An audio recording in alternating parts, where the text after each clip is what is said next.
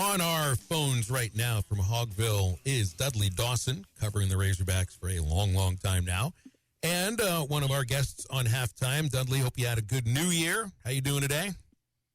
Doing good, because I stayed at home and let the others take care of New Year's. We just had a good night there and watched some football and all kinds of good stuff. Best way to handle it, man. Best way. So we did not even yet bring up Dazmine James. They said he's going to enter the transfer portal. I love the chuckle you give us there at the moment. Yeah, I guess he's saying he's going to go into the portal, but I didn't think it's still open. So I thought maybe that means he goes in the springtime, which makes me wonder if that means he misses spring football with wherever it is he chooses to play. Yeah, that's what he needs to do, not practice. Right. That'll help him, yeah. Well, it's my understanding that you get 5 days after your bowl game. Okay. Another opening thing, because Arkansas is bringing some kids in this weekend.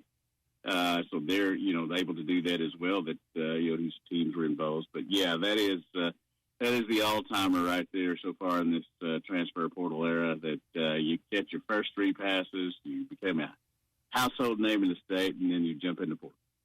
Am I supposed to worry about anything involving this? It's someone that could not crack the 2 deep or anything on the depth chart until you out of necessity, obviously puts on this amazing show. But you're bringing in a lot of receivers that already have a track record at other schools. So I don't know if this means too much. What do you think it means? Well, I think that's probably the biggest reason he's headed out is because the other guys are coming in. They've made it clear that, with losing Andrew Armstrong and Isaiah and some others, that they needed to restock the cabinet, and they sure have, and they've got a couple more still coming in that, they're taking a look at as well. So, yeah, I'm sure that, the joke was that Lane Kiffin would be waiting on him outside the stadium as soon as the game was over, and we'll see where he ends up, but this is a kid who obviously will go down in school history to this point with the longest touchdown catch, in school history. But wow, that was a brief time that we saw you. Dudley, anything with the D-backs coach? Now, we lost a lot of D-backs, it seems like, as far as how the portal's gone. Is there something to do with the D-back coach is leaving as well? And who you look? Do we have any candidates? Who do you think is going to be the next defensive back coach? Don't know yet. This kind of popped up obviously this morning. I don't blame you at all. Getting the defense coordinator position at Georgia State, you want to start moving up in your career, and he's still quite a young coach. So you never really go into an offseason thinking everybody's going to come back. And really, as you're trying to over-recruit the team here, you will always be trying to over-recruit the coaches you have here. So you will try to go out and get a better guy than him. You don't know if that's available, but that's certainly what you do. They do have some defensive backs coming in, both already in the portal, and they're still looking at some. And I'm sure they'll continue to do that. And Coach Pittman made it clear that while you may not be able to get them in this quick little period here, you would still be able to go through in the spring and get them. And you'd rather have them here for spring practice, but in the big scheme of things, in the landscape of college football now, you get them here when you get them here, and you try to plug them in. So if I heard you right a moment ago, you said they got some secondary players coming in to visit shortly. Who else? Maybe you don't have to give names necessarily, but what positions are they looking at in this next week with players that are visiting? My understanding, one more offensive lineman, a couple of secondary type guys, another linebacker, and another defensive lineman are what they're still after, whether it be in this little brief period or at spring. Obviously, you're just trying to replace everything you've got. I've made it clear that I don't, I understand fans getting upset when you lead the nation and people going out of the portal. But again, they were 6-6. The guys you knew you were going to lose, such as Andrew Armstrong, you were already trying to replace them. I don't think you should worry too much about losing some of these guys that are going elsewhere. And, they made it clear that they were using money for additions, not using money for retention. Dudley, what are your thoughts as we've had back-to-back days with games, and then the unfortunate events? We get another one today, so 4 games in 3 days. Oregon kind of surprised me a little. I thought Oregon would show out better. Texas kind of plays to their competition. I thought Quinn Ewers made some big throws late in the game, kind of put the team on his back. Penn State, I didn't ever think that game was in doubt. What are your thoughts in those 3 games, and then who do you got in tonight as well? Well, if Georgia had the quarterback Carson Beck, then I'd take them. But right now, I think Notre Dame's playing pretty good, and so I would probably lean toward Notre Dame right now. Obviously, Ohio State is a freaking machine on offense right now, and I don't know who's going to be able to stop them. The ones left. So that would be my pick. Only Ryan Day could screw it up, I guess the Ohio State fans would say. But I do think Texas played pretty well yesterday until the Cam Scatterboo momentum just jumped on them.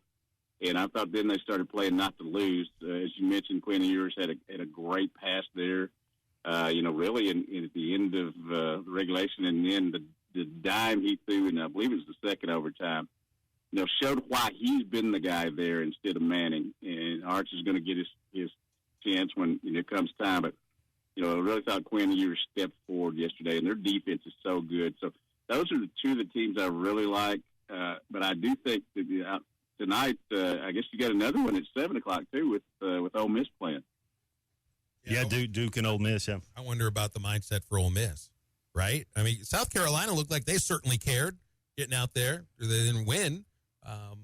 Alabama, I don't know if it's a matter of not caring necessarily, or just that was a team with a lot of highs and certainly a lot of lows. But with Ole Miss, I do wonder about some buy-in to this game, because Kiffin's just been so focused on where they didn't get. Right. His just social like media. Florida State last year. They all, they whined about that and how'd that work out for them this year. But yeah, I think you're right. It'll be the mindset. I think Oregon probably showed up wanting to play yesterday, but just got bum rushed right off the start, and it, just like Alabama in the Alabama game where they were just tossing turnovers left and right. Sometimes you get too big a deficit to make up. Hey, I was really impressed with the running back from Boise State, Yenti. I know a lot of people were kind of down on him because he had this amazing season, and then he go up against one team where you're overmatched. But, man, I was more impressed with him in the Fiesta Bowl than I was all year. I think he's a first-round pick, and I know that's there's not a lot of running backs that go in the first round anymore. What do you think? I'm a believer in Yenti. Yeah, I believe that if he's there at 13, which is where Dallas is draft now, that they'll take him without a doubt. Whether you keep Rico Dowdle or not, that would probably be a basis on that. But if they don't get him at 13, tell you what, I'm drafting Cam Scatterboo in the second round for sure if he's still there. I don't freaking love that kid. Yeah, if he was there, absolutely. What about the boy from Penn State, Tyler? He drops he drops almost a couple too many for me, but then all of a sudden he makes the big one in the end zone when it matters. He's a first round pick too, you think? Probably, and I think Luther Burden is another one, that we obviously saw a lot of that could be a pick there for the Cowboys. They have so many problems and so many things they need to take care of. It's going to be an interesting draft for myself watching. Look forward to it. Also look forward to see where Landon Jackson goes, obviously. Yeah. One last thing on Arkansas and who they got coming in here, because you said more about, they're looking at defensively. Are they done adding on the offensive side? Or do they have enough tight ends? I just thought about it because Matt's mentioning the Penn State tight end. I know they brought in one from Texas A&M. I don't know if he's a pass catcher all that much, so I just wonder about if there are some more tight ends they're looking at. There have to be, I would imagine. They are definitely looking at some. I don't know if they're going to get them in this period here. They do have one visiting, and I'm sorry I can't remember his name off the top of my head right now. They do have one visiting during this short period. They will definitely look at those in the spring. And, it's not I try to put this the right way. Tight end is a position you really need to stock up on, but it's not something that you would have to be here for spring practice to be able to be very good at that position next year. Celtics go to Minnesota, take on the T-Wolves, 6:30. What do you think, and how is Boston playing right now? It's either 24-9, but anytime you got to go against the Ant-Man, you got to be ready. Yeah, not playing very well defensively right now. I'm disappointed in that. Jaylen Brown is day-to-day for the game with Minnesota.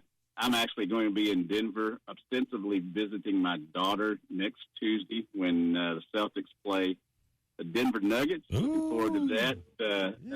yeah.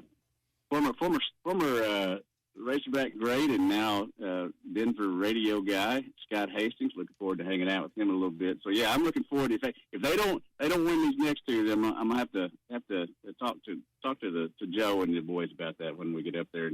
But by the way, Jordan Ross really coming on. I really like the way he's playing now. Were you a manager when Hastings played? Yes, absolutely. So that means I know a bunch of stories I can't tell. Ah, man, that's what we have podcasts for, or shows that start at 1 a.m. Maybe we can get you on the phone for one of those. Hey, speaking of basketball, Tennessee coming up on Saturday. How many wins does it take to make the tournament out of the SEC this year? Because Matt and I are kicking that around. 8-10. I think gets you in. 7-11. Yeah, I do too. I was talking with Tony Basilio from Knoxville this morning, and you win 4, maybe 5 games on the road, you're set to not only get in the tournament, but you may win the league because it's so tough this year. It's amazing that we're now thinking the SEC is a basketball league first. Baseball league first, Dudley. It's first. Okay. First. Yeah, Hey, I can't wait. I'm looking forward to that. I know we got to have these Washington State games, to start off with, but I'm ready to get to Arlington already. Yeah, no kidding. I don't know if I'll be there or not yet, but I appreciate you coming on, Dudley. A happy new year. Looking forward to more of these visits. Thanks for your time. Same to y'all. Anytime, guys. Dudley Dawson. You can read him at Hogville. You can hear him here on a Thursday on halftime as well. And the number for halftime, 877-377-6963. Back right after this quick break. We all go a little mad sometimes. This is Halftime. You can now download our new app in the iTunes or Google Play Store. Listen anytime and anywhere on your favorite mobile device. Just search Hit That Line now. BetOnline is the world's most trusted betting platform and your number one source for online betting. From the earliest odds to in-game live betting, BetOnline provides you with all the action and the ability to watch the games as they happen. With the largest selection of odds on everything from football, NBA, and college basketball, NHL to UFC and MMA. Head to BetOnline today to get in on the action with America's most trusted site for online wagering. BetOnline, the game starts here.